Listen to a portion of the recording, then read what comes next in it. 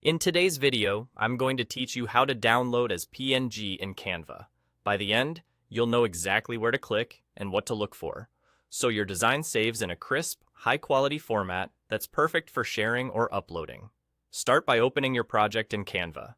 Give the page a moment to fully load so all elements are ready. Once you're looking at your design, move your attention to the top right corner of the screen.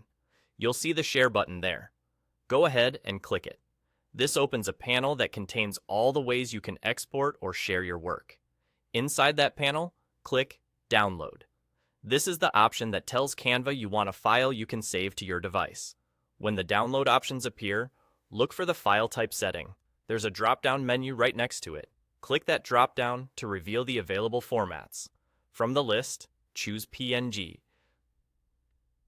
PNG is a great choice when you want sharp graphics, clean text, and minimal compression.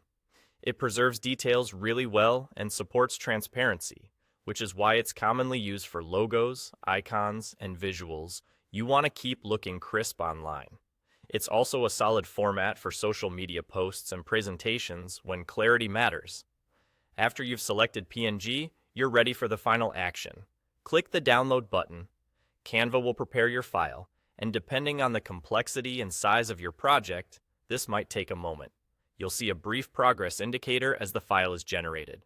Once the download completes, your PNG will be saved to your device's default downloads location. On a computer, that's typically the Downloads folder in your file manager. In a browser, you might also see a quick link to the file appear near the bottom or top of the window.